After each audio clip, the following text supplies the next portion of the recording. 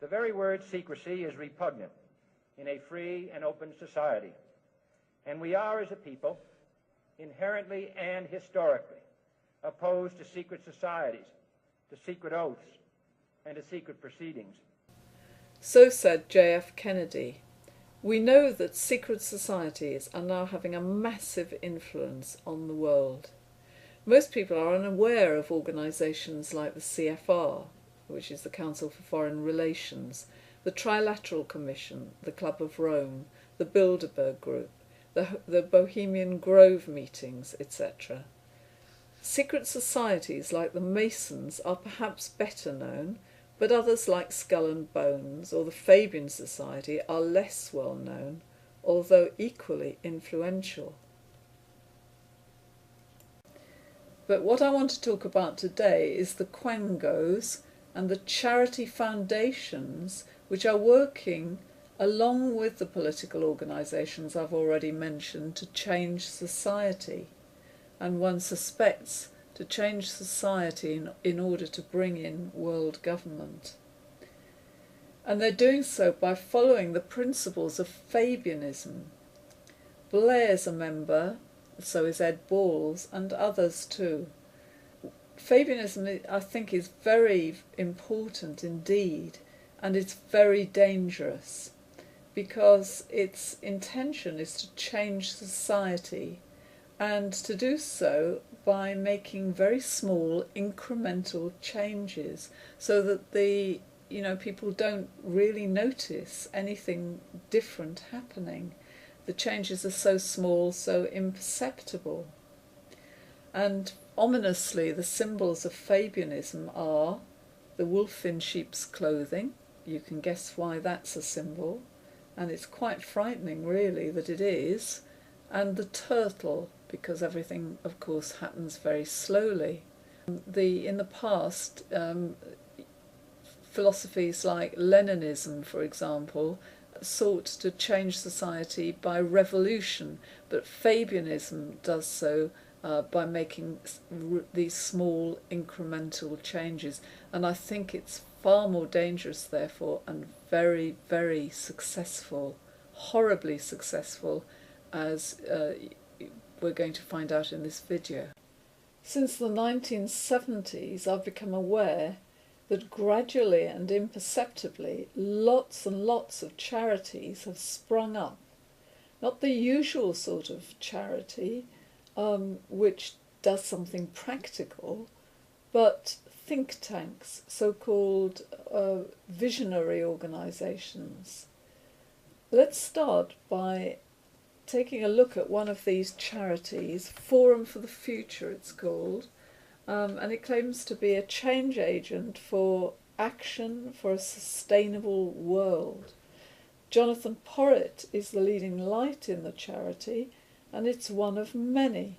If you look up the words change agent in Google, you'll see the extent of it all, and you have to ask yourself, change to what?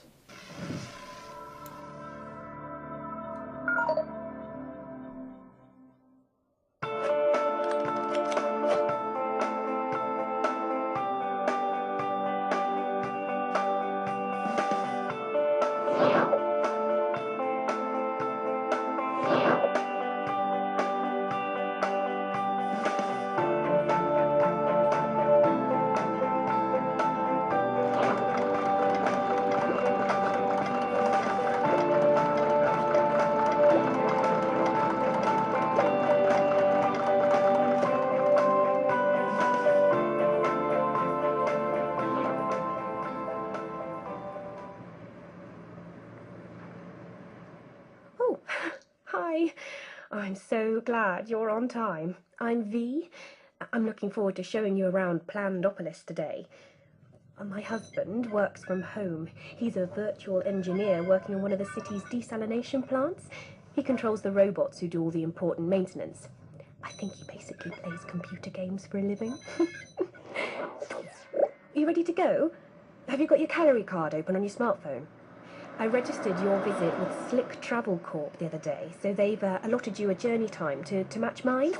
It makes so much sense, doesn't it? Switch off brain and go to work. With this many people around, I'm glad there's a mega computer in charge. We're so lucky. Our kids were allocated a school quite near my practice, so I can drop them off on the way. It saves on our calorie ration. Well, it won't be long until the little darlings get their career announcements. They've been working so hard, so I'm sure they'll get something good. Not that there's anything wrong with fixing carbon scrubbers for a living or anything. Are you hungry? Let's pop to the market as we're passing. Right, what's on the menu this month? No, not meat. It's not your birthday. The Global Food Council are doing a really good job of keeping food production going. I mean, you don't get the choice you used to, but we're better off than most. I think it's probably easiest to walk from here. You barely see a car in the city centre nowadays, unless you're rich. Oh, the state knows they just aren't practical anymore. We're all trying to meet our global carbon deal. Electric bikes are so much better for getting around our neighbourhood. And why waste valuable space on car parks when you can use them to grow food? I don't care what you say, Alex. They don't deserve to live in that ghetto. They are completely disconnected.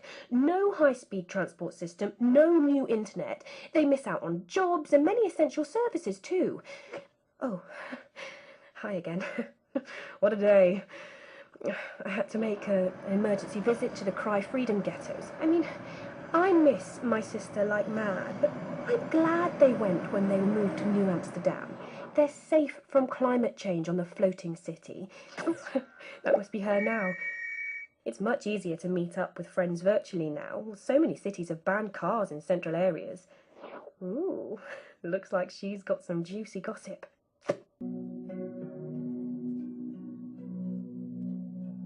Well, let's ignore the girly voice and the happy-clappy execution. Let's look at what's being proposed. It sounds alarmingly similar to Agenda 21 to me. Agenda 21 is the agenda for the 21st century, which was written by the United Nations. To put it in a nutshell, Agenda 21 wants to imprison humans in overcrowded ghettos so that wildlife and nature can be free to develop. These wildlands, as they're called, will become the playground of the rich, while the poor live under a totalitarian world government. What picture does this film paint that we've just seen? Well, human beings living in overcrowded districts, food to be rationed and determined by government, strictly no meat, and they give the example of potato pea pie. No cars, except for the rich, of course. They'll have cars. Children will be allocated jobs. They won't be free to do what they choose. They'll be allocated by government, and refusal to comply will result in punishment. The example given is no internet access. And probably the worst thing of all is that having scattered families to all corners of the world as a result of globalization, they're going to restrict travel, and they think it'll be okay because people will be able to meet up by computer screen, and they won't have to see each other in the flesh at all. Now, if that's a picture that you like of the future, then I think you're probably very different from me. But of course, lots of people will say this is just a load of old rubbish. I'm not going to take this seriously. Well, look at all the corporations sponsoring Forum for the Future. And look back at the video I've just shown you. It's sponsored by Vodafone. And remember, the rich will be free to travel in their Bentleys, no less, and you will be effectively imprisoned. Remember too that if you refuse to comply, you will have no internet access, and it's made clear this means no work, no means of earning a living. They see it as a form of internal exclusion. Now, the dangerous thing I see about Jonathan Porritt is that he often says things which people like me would agree with. And in that he's similar to many of these people who have formed charities like this with vision. Sometimes their message is quite attractive until you really look at it in depth, and then you see it's actually very extreme. For example, Jonathan Porritt is against pesticides. He thinks food should be organic. So do I. He talks convincingly about the dangers of nuclear power. I would agree with him on that.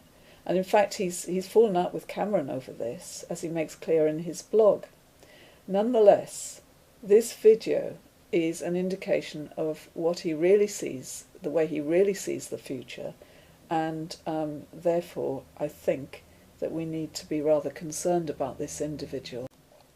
So, on the one hand, we've got a mad vision of the future by the likes of Jonathan Porritt. On the other hand, we've got Cameron visiting Japan to get advice on how to make nuclear power safe. No, you couldn't make it up. And Nicolas Sarkozy, President of France, is currently in the doghouse because he misled the French people into thinking he visited Fukushima when in fact he never got further than Tokyo. But he's there too to get the Japanese to build a nuclear reactor. I think I read in Alsace. I actually thought they had to be near the sea, but the humour of the situation is that it's near the German border, and Angela Merkel is anti-nuclear power, having done an energy deal with Russia. But let's get back to the charities, and I'll tie in the politicians at the end of this video. There are so many of these charities.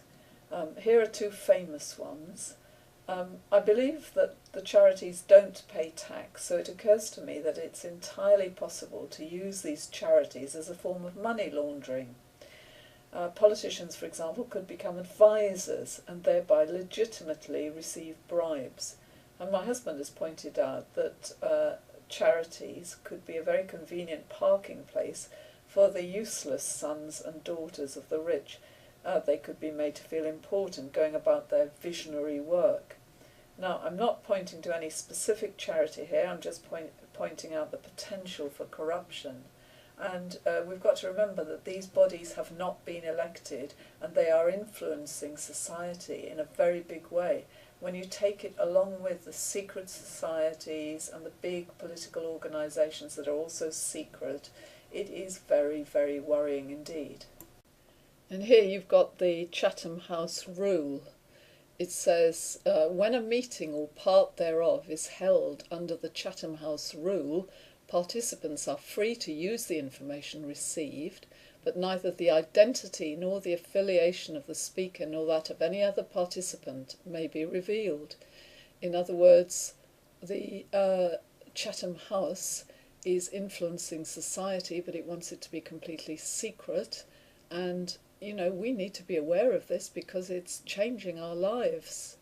Then, in addition to the change agent type charities, we've got quangos, and they are a means of government having covert control over our lives because they are what they say they are, which is quasi-autonomous.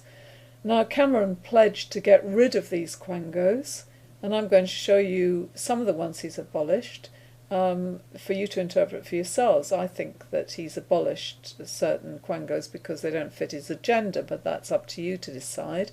I'll also show you some of the ones he's retained and the ones that he says he's going to morph into something else, like the GTC, for example, which is the General Teaching Council, which most teachers think has been abolished, but actually it's down on the list of possibly being morphed into something else. Just in case you think this is as bad as it gets, I've kept the organisation called Common Purpose till last. Common Purpose is a charity which trains key personnel throughout the country, head teachers, senior police officers, local government personnel, all to the same end, the same common purpose. It's a secretive organisation, and it's been analysed in great depth by Brian Gerrish. I'll leave you a link underneath. I want you to think about the potential for undermining society. when you have a so-called training society operating behind closed doors. Here's the CEO of Common Purpose. Her name is Julia Middleton. I've just taken a video of her eyes. They give me information. I'm not going to say what that information is. I want you to look at her eyes yourself and see whether they give you any information.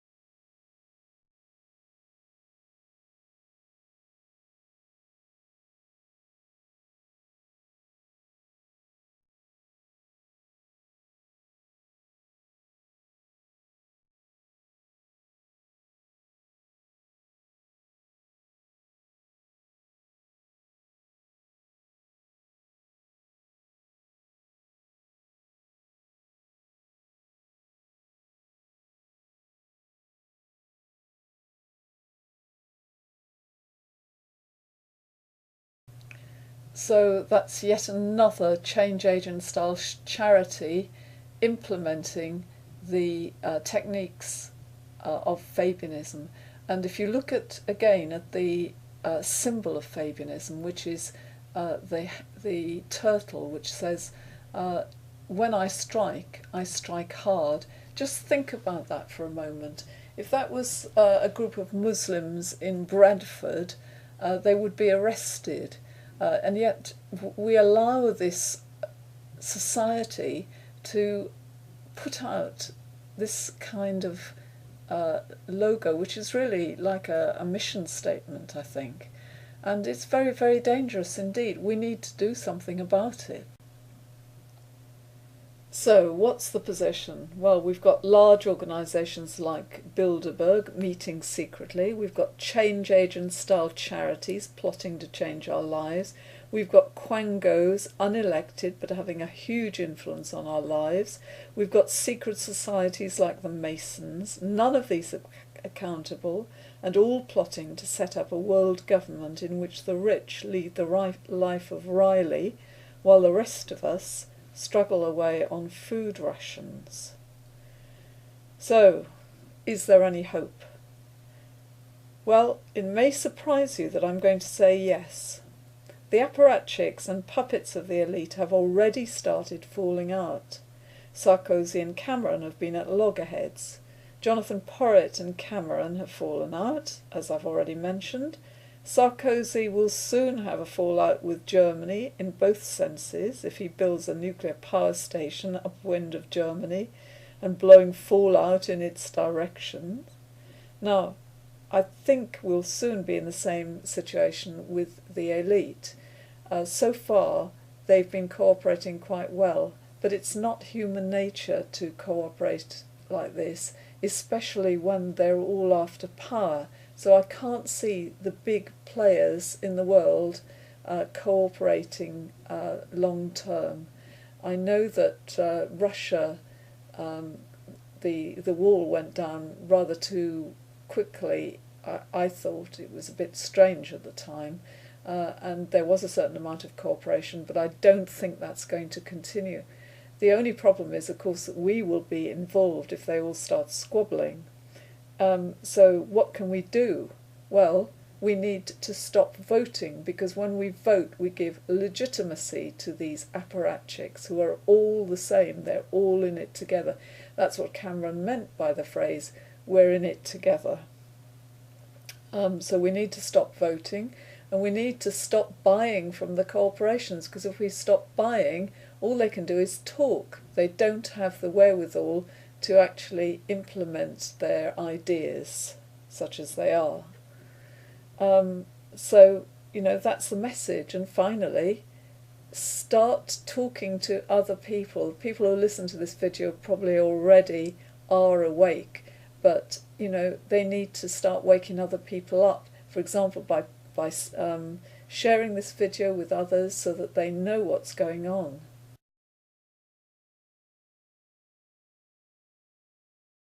It's like Leninism, for example. sought to change society by revolution, but Fabianism does so by making these small incremental changes. And I think it's far more dangerous, therefore, and very, very successful, horribly successful, as we're going to find out in this video. Since the 1970s, I've become aware that gradually and imperceptibly lots and lots of charities have sprung up. Not the usual sort of charity, which does something practical, but think tanks, so-called, and it's very dangerous because its intention is to change society, and to do so by making very small incremental changes so that people don't really notice anything different happening. The changes are so small, so imperceptible. And ominously, the symbols of Fabianism are the wolf in sheep's clothing. You can guess why that's a symbol, and it's quite frightening really that it is, and the turtle, because everything of course happens very slowly. In the past, philosophy... The very word secrecy is repugnant in a free and open society, and we are as a people inherently and historically opposed to secret societies, to secret oaths, and to secret proceedings. So said J.F. Kennedy. We know that secret societies are now having a massive influence on the world. Most people are unaware of organisations like the CFR, which is the Council for Foreign Relations, the Trilateral Commission, the Club of Rome, the Bilderberg Group, the Bohemian Grove meetings, etc. Secret societies like the Masons are perhaps better known, but others like visionary organisations. Let's start by taking a look at one of these charities, Forum for the Future it's called, and it claims to be a change agent for action for a sustainable world. Jonathan Porritt is the leading light in the charity, and it's one of many. If you look up the words change agent in Google, you'll see the extent of it all, and you have to ask yourself, change to what?